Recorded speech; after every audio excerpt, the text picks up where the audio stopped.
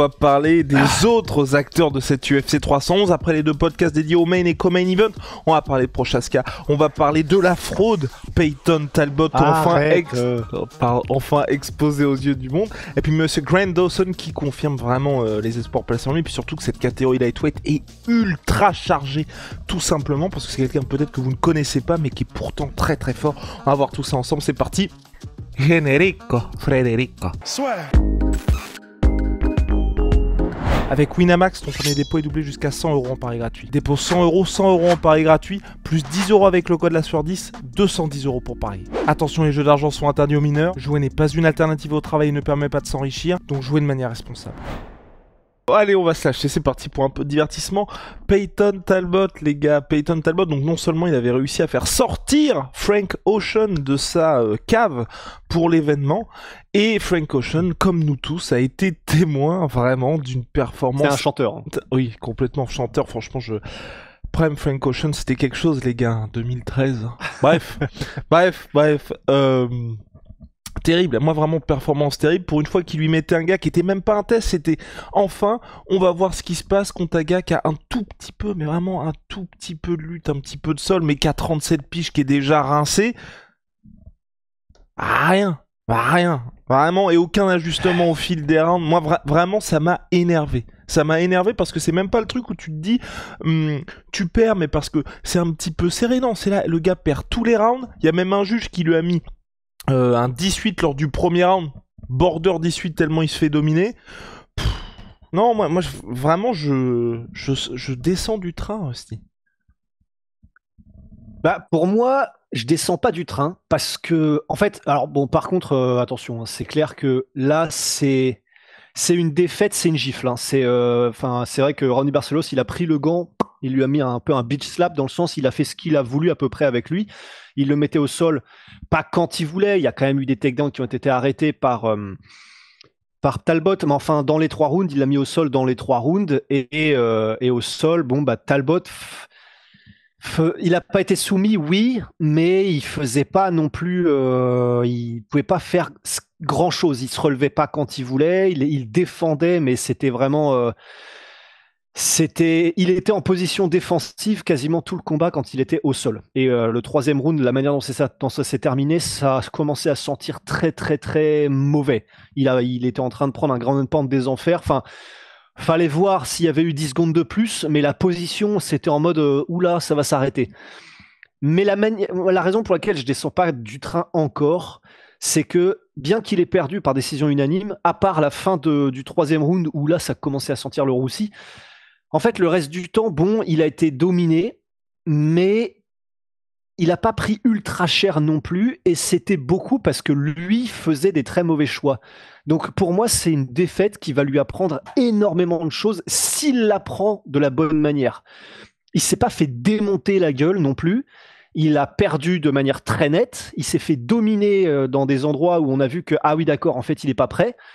Mais debout, il a quand même été dangereux et c'était un vétéran qui avait affronté quand même la crème de la crème, Raoni Barcelos. Donc, mais je descends pas du train juste parce que...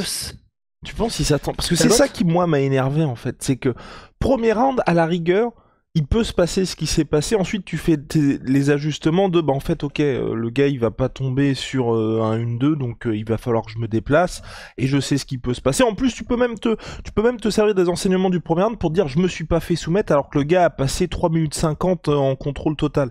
Mais, je me suis dit, passer ce premier round, c'est quoi? C'est en fait, tu vas te dire sur un seul coup, tu vas réussir à le coucher. C'est ça où j'ai été extrêmement surpris de sa part, et puis même de ses entraîneurs. Je sais pas, malheureusement, j'entendais pas ce qu'il disait, mais tu vois, j'ai pas vu d'évolution, et de son côté, l'approche qu'il y a eu durant les 15 minutes, enfin, c'est quand même le haut niveau, c'est l'UFC, c'est le premier vrai test qu'il a, et le premier combat qui se passe pas comme prévu. À un moment donné, tu peux pas juste espérer comme ça de pouvoir mettre le mec KO. En fait, je pense que ce qui a dû pas mal le surprendre, parce que ce qui a posé énormément de problèmes, en fait, c'est qu'il se tenait d'une manière Peyton Talbot. Mais ça n'avait aucun sens. C'est-à-dire que si tu sais que le mec en face va envoyer des takedowns, qu'il est chaud parce qu'il avait fait, je crois, l'équipe brésilienne de lutte et tout, et Peyton Talbot, il se tenait tout droit, et les jambes, enfin, tu sais, presque, enfin, pas parallèles, mais tu sais, les deux jambes à équidistance de Ronnie Barcelos, presque, tu vois. Comme si juste il se plantait en face de Ronnie Barcelos. Et ma théorie, c'est que il a dû, en sparring et avec tous les gens qu'il a rencontrés avant, comme il a un petit peu cette aura de le jeune prodige, dès qu'il te touche, il te met knockdown ou alors il te met KO et machin, parce que c'est vrai que contre Cameron Simon, contre Yanis Gemouri, etc., c'est ce qui s'était passé. Enfin, vraiment, tu avais une impression de facilité, et contre les autres avant lui aussi.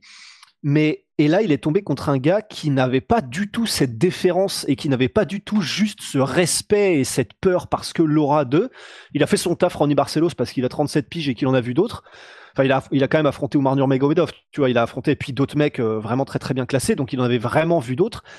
Et je pense qu'il a été tellement surpris, Peyton Talbot, d'avoir un gars qui ne réagit pas comme tous les autres avant lui, c'est-à-dire un mec qui déjoue parce que Peyton Talbot s'est fait trop peur et machin, que du coup il savait plus trop quoi faire en fait. La position qu'il prend tout le temps et qu'il doit avoir tout le temps en sparring et en combat et machin, bah, j'ai l'impression que quand ça ne marche plus, bah, il sait pas trop quoi faire. Et il y avait un autre truc aussi qui m'a un peu... Là par contre pour moi c'est le truc qui m'a un peu plus saoulé, c'est... Alors là, mais zéro notion d'urgence. Hein. T'as l'impression que donc le mec venait de perdre 2 rounds et t'as juste l'impression que bon, bah, je suis là, je tente de voir, ça marche pas, c'est pas grave, on est là, tranquille, tu vois. Mais aucune notion de putain, ok, là je perds 2 rounds, il faut que je modifie mon truc, et les takedowns vont arriver, je baisse un peu ma posture, je suis ultra alerte sur tout ce qui se passe. Non, il continuait à déambuler tranquillement en se disant ça va passer, puis visiblement si ça passe pas, c'est pas grave. Et ça par contre, ça m'a un peu plus inquiété quand même. Je suis d'accord, monsieur. Je suis entièrement d'accord. Donc on verra, mais c'est vrai que moi ça me... Enfin voilà, ça peut arriver, je reprends souvent cet exemple-là, mais tu vois, il y a Rodriguez qui perd contre Frankie Edgar, c'est Frankie Edgar qui est une vraie légende de l'UFC. Là, c'est un gars, normalement, ça te pose quelques... Enfin, allez, voilà, tu peux te faire amener au sol, mais après, tu es censé finir ton boug, et c'est pour ça que moi, ça m'inquiète un peu, donc on verra l'approche qu'il aura pour la suite. Ce monsieur, en ouverture de main card... Bah, Vas-y, ouais. tu veux dire? Vas-y. Bah, j'allais juste te dire, parce que pour ceux qui ne connaissaient pas Ronnie Barcelos, oui, c'est un mec, donc il a 37 ans, il a affronté, on l'a dit, Umar Nurmagomedov, il a affronté des bons gars, mais enfin, si je vous dis que dans ses 1, 2, 3, 4, 5, 6, 7 derniers combats, donc il a 4 défaites, et les 4 défaites, alors oui, il y a Umar Nurmagomedov, mais il y a aussi Kyler Phillips, ça à la limite peut-être que vous le connaissiez, Victor Henry et Timur Valiev. C'est pas des gars que on connaît, c'est pas forcément les mecs qui sont les plus gros tueurs à gages de la KT non plus. Donc c'est pour aller dans ton sens de l'UFC avait fait en sorte de mettre un vétéran battable et prenable normalement facilement pour Pat Talbot.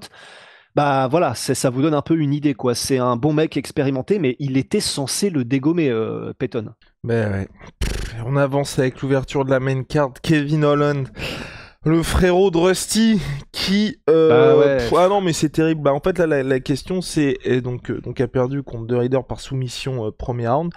Euh, la question, c'est est-ce qu'il venait même pour gagner, en fait? Et aujourd'hui, c'est vraiment ce que je me pose comme question, parce qu'il a plus de run de victorieux depuis 2020, Kevin Holland.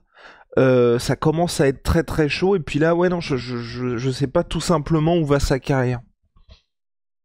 Bah, sa carrière, elle va, je pense, dans battre les records de plus de combats en un an, parce qu'il a dit que c'était ça son objectif là cette année, c'est de combattre 6 fois en 2025.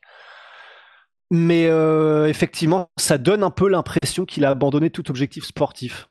En tout cas, d'aller loin, parce que c'est vrai que là, il a toujours été quelqu'un qui sauve un peu l'UFC, qui prend les combats à dernier moment, et tu peux être sûr qu'il dit jamais non, etc. Et ce qui est bien, mais à un moment donné, quand même, c'est aussi bien. Ça dépend où il veut aller, hein, parce que si, au final, s'il a aucun objectif sportif, en fait, c'est vrai que j'ai envie de dire qu'est-ce qu'on s'en fout et qu'est-ce qu'il s'en fout.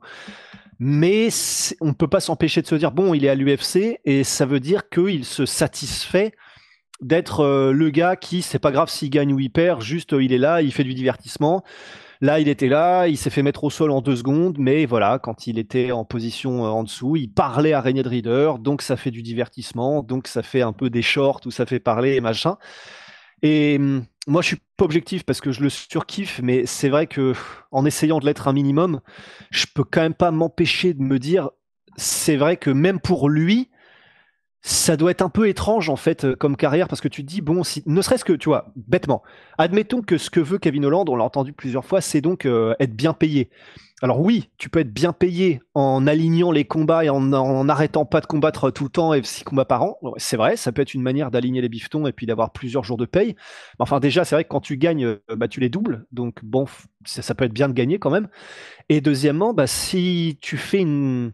S'il voulait, disons, Kevin Holland, essayer de prendre un peu plus de temps pour se poser, s'entraîner, faire les choses un peu plus en mode ok, là, je vais me poser 3 mois, je vais progresser de ouf sur la lutte ou sur le JB ou machin, et construire un peu plus les combats que je prends et trucs comme ça, en ayant une carrière un peu plus construite et où il fait les choses un peu plus méthodiquement, il gagnerait probablement peut-être mieux sa vie aussi, puisque ses salaires augmenteraient, puisqu'il alignerait des séries de victoires, il pourrait renégocier ses contrats peut-être d'une meilleure manière. Enfin, je sais pas. Peut-être que là, je me gourre, tu vois, mais je me dis, à part le fait d'enchaîner les combats, parce que du coup, il sera payé à chaque fois tous les 2 mois, je vois pas trop en quoi effectivement ça le sert d'avoir cette approche-là. Et surtout qu'on voit le potentiel, c'est pour ça aussi qu'on a le seum tous les deux, Ouais. hein. C'est que c'est un gars, soit qu'on Stephen Wonderboy Thompson, ou encore une fois c'était le QI combat qui avait fait qu'il avait perdu, c'est qu'à chaque fois on se dit, il est possible qu'il s'impose, et là le combat contre René de Ridder, parce que la question moi que j'avais c'était juste, quel Kevin Holland on va avoir, parce que si c'est un Kevin Holland qui vient pour gagner, oui, tous les jours il peut le battre, mais si c'est juste le mec qui est là pour prendre le chèque et comme tu le dis pour juste dire bah je vais avoir un petit highlight, bah ouais, dommage. Bah c'est ça parce que là vraiment la manière dont il a été mis au sol, c'est pas pareil quand même je trouve. Il est très très chaud, hein, Reinier de Rieder, mais enfin on a vu que c'était pas non plus Ramzat a priori. Te prendre un takedown au bout de 10 secondes par Ramzat, c'est normal, c'est le tarif, c'est comme ça, c'est la vie, tout le monde le prend. Contre Reinier de Rieder, il est pas explosif, Reinier de Rieder. C'est pas le mec qui va, normalement en tout cas, plonger à la vitesse de l'éclair et avec une agressivité sans pareil dans tes jambes. Il t'a découpé, t'as même pas eu le temps de dire ouf. C'est pas ça non plus, Reinier de Rieder.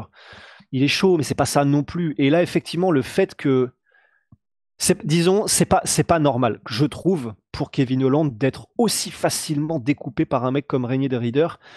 Et effectivement, je peux pas empêcher de me dire, enfin, ne serait-ce que s'il était un peu plus alerte, un peu plus en mode, il donne sa vie sur une défense de takedown et tout. Normalement, quand même, ça dure un peu plus longtemps. Il a le temps de caler quelques pralines parce que debout, je pense qu'il aurait allumé Reinier de Rieder, mais on n'a même pas pu le voir. Et ouais, c'est frustrant en fait. C'est vraiment la frustration qui prédomine parce qu'on sait qu'il se donne pas vraiment dans ce genre de combat. Et c'est dommage. Et je regardais, oui, pour le salaire qu'il a pris, parce que c'est vrai qu'on a fait un petit post là qui fait son petit boucan sur les salaires. Mais non, mais ça c'est incroyable quand Donc, même. Kevin On Holland, prend des gros noms. mais C'est oui, les salaires officiels, les gars. de la On sait que c'est commission athlétique du Nevada. Donc à un moment donné, Oui. et puis les gars, avant de réagir très vite, il faut lire. C'est très important de lire dans son intégralité. Donc en salaire fixe, il a pris 250 000 Kevin Holland. Et comme on le dit sur le post, donc là c'est la commission athlétique du Nevada, les gars. C'est pas un mec sur Twitter et tout. La commission athlétique, s'il n'y a pas de commission athlétique, il n'y a pas d'UFC en fait. Voilà, ça faut vraiment bien comprendre ça. Ceux qui s'occupent des juges, ceux qui s'occupent de la pesée, ceux qui s'occupent des arbitres. La commission athlétique par État, c'est l'équivalent, voilà. C'est en France, c'est la FMMAF. Aux États-Unis, c'est par État. Et donc la commission athlétique là de Californie, c'est le seul État aujourd'hui, un des seuls où on a les salaires. Et c'est pour ça que c'est très important d'avoir ces informations-là. Et donc il y a certaines personnes qui sont en mode ouah, c'est scandaleux, c'est complètement faux. Ce qui est très intéressant, c'est que, en gros, les salaires qui sont divulgués sont, comme c'est dit dans le post, c'est donc les salaires fixes. Donc quand je dis salaire fixe, c'est salaire pour combattre, bonus de victoire, mais il n'y a pas les bonus de vestiaire, il n'y a pas les bonus liés au pay-per-view, il n'y a pas les sous liés au sponsoring. Mais c'est extrêmement intéressant parce que, évidemment, pour un combattant comme Kevin Holland qui prend 250 000, on peut imaginer qu'il n'y a pas énormément de bonus de vestiaire.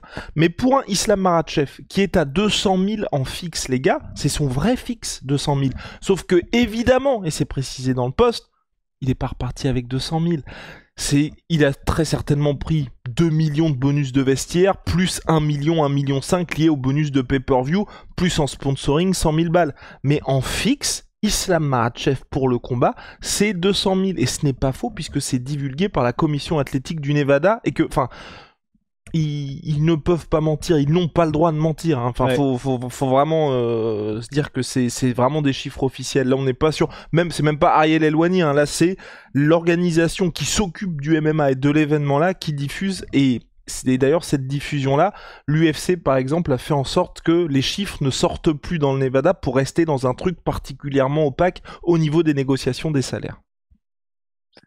Ouais, non, c'est pour ça, c'est vrai que en fait, tous les deux là, Guillaume et moi, quand on voyait les réactions et même de combattants en mode non, ça n'est pas possible, vous vous êtes trompé. On se gourre, c'est vrai, ça arrive, mais bon, là, c'est quand même, c'est la commission athlétique, nom de Dieu. Mais ouais, et donc, par contre, effectivement, mais disons que ça n'invalide pas forcément ce qu'on a dit par rapport à Kevin Holland, dans le sens où il fait de la thune, clairement, puisque même s'il n'a pas beaucoup de bonus de vestiaire, il fait 250K à chaque combat, ce qui est extraordinaire. Effectivement, si tu fais 6 combats par an à 250K, bon, ça va bien se passer.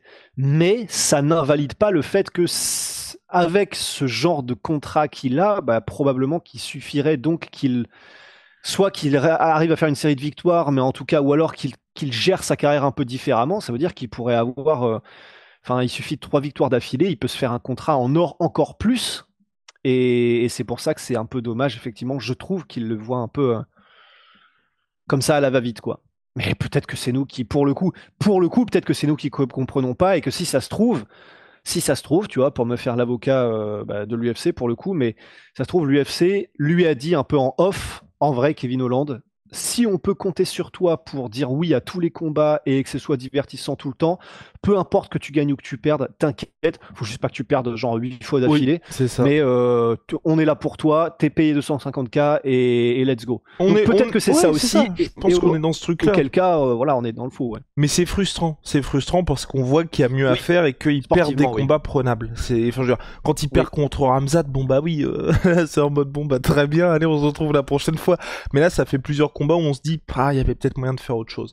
Il y a un autre gars qui commence à me saouler, Almeida, qui call out encore une fois Cyril Gane.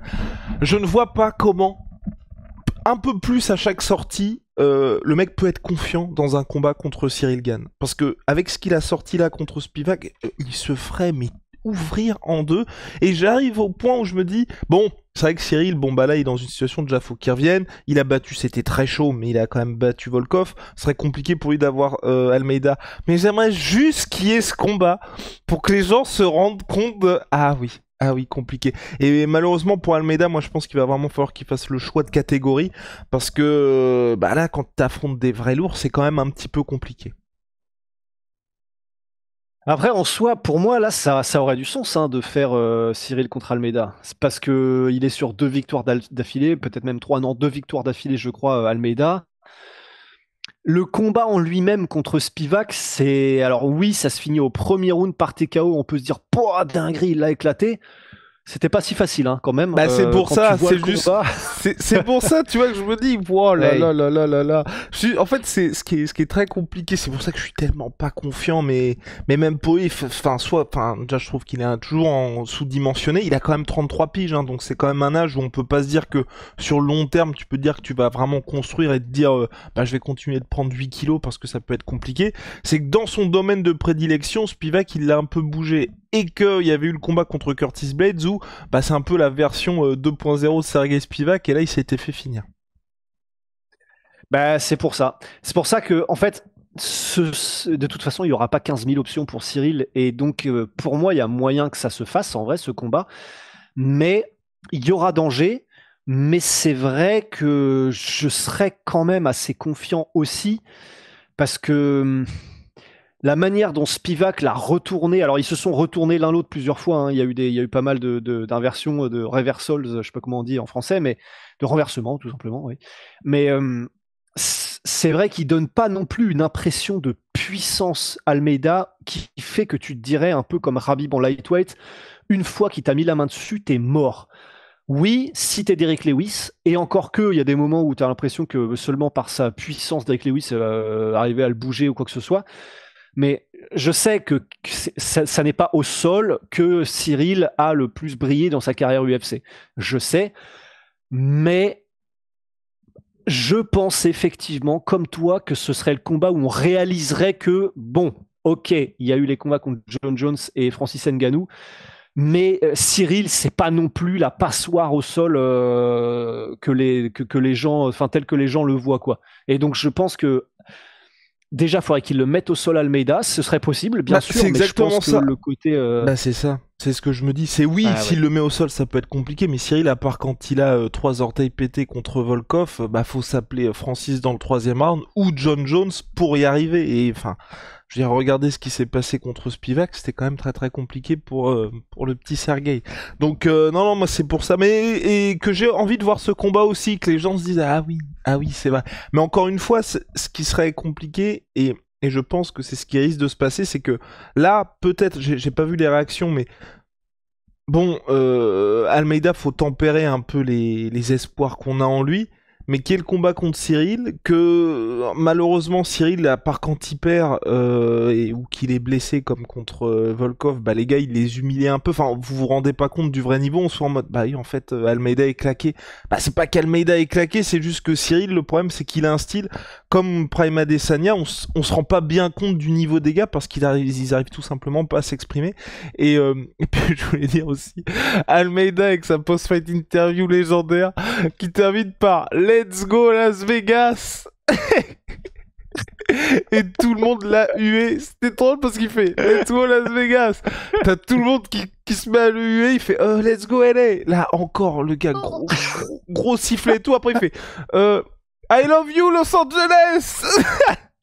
Aïe. Mais après, il a l'air sympa quand même. Oui. En vrai, il a quand même l'air bien cool. Et puis j'adore ses musiques d'entrée aussi. Franchement, tu vois, c'est juste ce qui m'embête un petit peu. Il y a eu effectivement ce combat contre Curtis Blades. Il y a eu ce combat contre Derrick Lewis où premier main event chez toi. Derrick Lewis, il se fait dominer tout le combat, mais il se relève, 2, il va jusqu'à la décision unanime, et tu sais, toujours ce côté, c'est ça aussi qui est un peu compliqué, je trouve, avec Almeida, c'est que j'ai l'impression qu'à chaque fois, il a son speech qui est prêt, et il adapte pas du tout en fonction de la performance. Contre Derrick Lewis, le gars avait fait un truc en mode, regardez ce que j'ai fait, je pense que le public est ravi. Non, gros, 25 minutes comme ça, c'était quand même un peu chiant. Et là, j'avais vraiment l'impression que c'était le même truc. Il était prêt, je vais encore call out Cyril Gane en mode arrête de fuir et tout. Gros. Enfin non, Cyril il fuit pas. Et puis après, et ensuite t'as Jordan qui fait et s'il y a pas Cyril, qu'est-ce que tu veux? Parce que même je pense que Jordan dit bon, peut-être un peu compliqué. Il fait Thomas Pinal, arrête. Donc ça le rend attachant. C'est bizarre, mais ça le rend attachant, je trouve. Mais après, en fait, le problème qu'il a, c'est qu'il est donc chez les poids lourds. Et alors, attends, parce que il va pas avoir non plus 1000 options quand même. Jetton Almeida. Alors, attends, les classements de l'UFC, on est en poids lourd. John Jones. Tu voudrais pas refaire moi, Curtis Blades, ça m'intéresserait parce que le combat était quand même un peu chaud aussi. Hein. Ouais, Curtis Blades, d'autant plus qu'il le met au premier round au sol, je crois. Oui, c'est pour ça. C'est pour ça. Enfin, oui, c'est ça. À la limite, soit un Curtis Blades, soit même. Après, ce sera un move de bâtard. J'allais dire. Volkov. Sinon, on fait. Non, Pavlovich. Ouais. Mais après, mais pour moi, c'est Cyril qui a le plus de sens. Oui. Bien que ce combat soit en trompe-l'œil, parce que mais tu sais que quand je regardais le combat de Almeida contre Spivak, je dois avouer, celui-ci, je l'ai regardé en replay ensuite quelques heures après l'event. Je me souviens être devant mon ordi et me dire, quand il était en train de prendre du ground and pound au bout de 3 minutes de Spivak, attends, mais est-ce que j'ai bien lu là? C'est bien lui qui va gagner ce combat au premier round? Parce qu'il y a des moments où il était, je sais plus, non, il était peut-être pas en montée Spivak, mais il lui mettait une Donkey Kong dans les gencives. Et ça, visuellement, c'est quand même pas ouf d'être comme ça. Bon, alors oui, il gagne le combat, mais en mode ensuite de faire des call-outs, t'es en mode c'est moi le nouveau roi de la catégorie, c'est dur quand même. C'est vraiment dur. Mais voilà, pour moi, ça reste Cyril qui a le plus de sens parce que visiblement, il y avait des tractations pour un Volkov-Pereira potentiel. Ça ne s'est pas fait. Mais ça confirmerait, si ces rumeurs étaient vraies, que l'UFC ont peut-être plus envie de pousser Volkov que Cyril pour l'instant. Donc si c'est le cas, let's go Almeida Cyril. Hein. Let's go. Voyons ce qui va se passer. Puis donc le Coco Main Event. Jamal Hill contre Jerry Prochaska. Jamal Hill qui a réussi l'exploit d'entrer sur Not Like Us de Kendrick Lamar en Californie et de se faire quand même huer dans son propre pays. Bravo Jamal pour l'ensemble de ton œuvre. Et ouais, bah en vrai c'était divertissant, mais tu vois, je sais pas quoi en tirer parce que honnêtement, Pereira, ça ne me rassure pas. Tu sens que j'aime trop quand tu fais, allez, je veux un troisième combat contre Pereira. Bah, ouais, Même la foule était en mode, tu sentais que tout le monde était en mode. Ah ouais. On t'aime bien, Enfin, on t'aime bien, Jerry. Ouais, y a pas eu de, disons qu'il n'y a pas eu de hurrah quoi. Mais après, moi, je respecte qu'il ait fait ce call-out parce que en gros, que peut-il faire d'autre, Jiri? C'est juste que non, ça n'aurait pas de sens parce que là, vraiment, l'avoir vu une fois, c'est une chose. L'avoir vu deux fois, c'en est quand même une autre. Et deux fois, surtout quand il n'y a pas eu beaucoup d'amélioration d'un combat sur l'autre. Donc, un troisième, en fait, je pense que l'entièreté de la planète MMA sera en mode. Mais du coup, tu vas aller checker les leg kicks ou cette fois-ci, ça va être comment? Alors, je sais, c'est plus facile à dire qu'à faire, je fais le malin. Mais enfin, disons, on n'a clairement pas vu une amélioration de game plan dans le deuxième combat avec Pereira et ça va pas l'aider beaucoup à avoir un troisième combat. Mais ceci étant dit, ben voilà. Qu'est-ce qu'on peut en tirer de ce combat-là? Il avait des bien meilleurs mouvements de tête quand même pour Chaska. Il a eu des esquives remises là comme ça, magnifiques et vitesse de l'éclair. D'ailleurs, c'est comme ça qu'il met le premier knockdown, je crois. Mais voilà, un meilleur mouvement de tête. Après, un Jamalil qui surengage quand même, je trouve aussi. Hein. Enfin. Ouais, il surengage. Après, moi, j'ai trouvé un peu normal, fidèle à lui-même. Ok. Peut-être qu'il faudrait que je revoie le combat. Moi, j'étais un peu. Enfin, comment? Oui, normal, fidèle à lui-même, mais j'ai eu cette impression aussi qu'au bout d'un moment, tu vois, il sentait quand même qu'il y avait pas mal des deux côtés. Hein. D'ailleurs, il y a des coups qui passaient, mais pour Chaska, c'est son habitude. Mais qu'il était bon. Est-ce que je vais vraiment pouvoir tenir 15 minutes comme ça? Pas vraiment. Bah, après, en fait, c'est compliqué parce que peut-être qu'il surengageait un peu, mais je suis en train de me dire, d'un autre côté, c'est un peu comme ça aussi que tu chopes, Monsieur Main Basse et Prochaska, c'est-à-dire que tu sais qu'il va reculer. Alors, il va peut-être te balancer des énormes missiles quand il va être sur le reculoir, mais il recule souvent en ligne droite et les mains basses. Donc c'est vrai que la meilleure manière de le choper, c'est avec des attaques longues où soit tu shifts, mais en tout cas tu essaies d'avancer plus vite que lui en attaquant et de le choper du coup là, le menton à la fenêtre. Donc ça, et en plus il y a eu des moments où il l'a touché aussi effectivement. Donc c'était un combat vraiment disputé.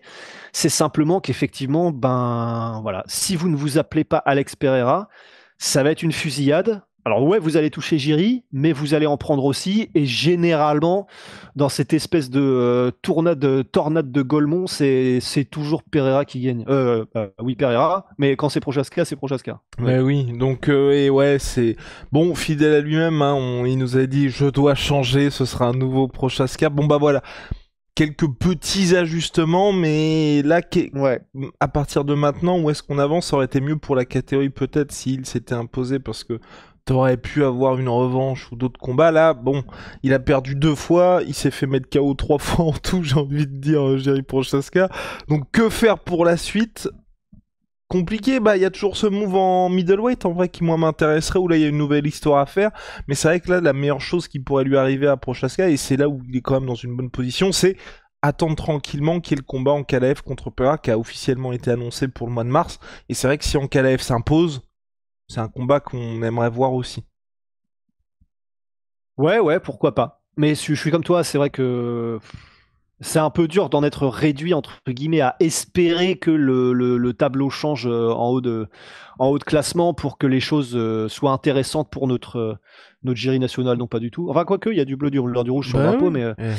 mais ouais, un mouvement en middleweight, disons, ça aurait apporté quelque chose de vraiment nouveau, alors que là, on grenouille un peu, quoi. Bah ouais. C'est ce qu'on disait avant le combat, et bon, c'est ce qui se passe, quoi. C'est vraiment la manière avec laquelle il a été battu, hein, les gars, hein, parce que vous pouvez citer les exemples de Max Holloway par exemple, c'était disputé contre Volkanovski jusqu'au 3e combat. Là, enfin, je veux dire, l'UFC par exemple, à chaque fois ils se servent des highlights pour essayer de vendre le truc.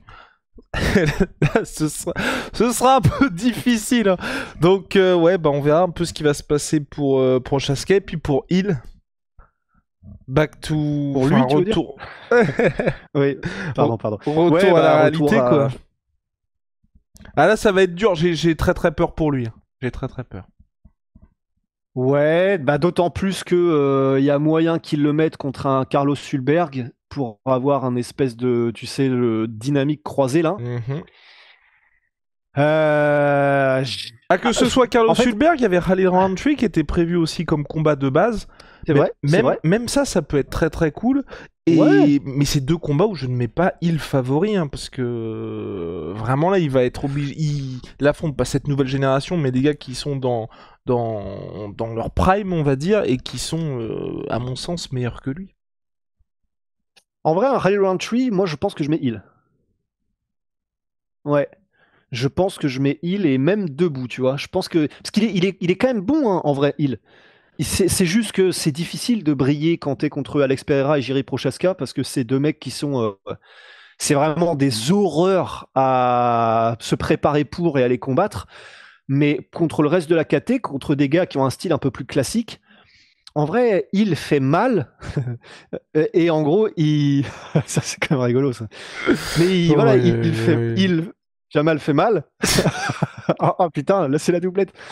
Bon, bref, voilà, je pense qu'il peut gagner parce que il est quand même technique. Il a un style qui est vraiment intéressant et qui met en danger les gens parce que c'est pas non plus un style complètement classique. Il fait pas des trucs trop de trucs retournés avec des timings, avec des coups de genoux feintes vers des front kicks, des trucs.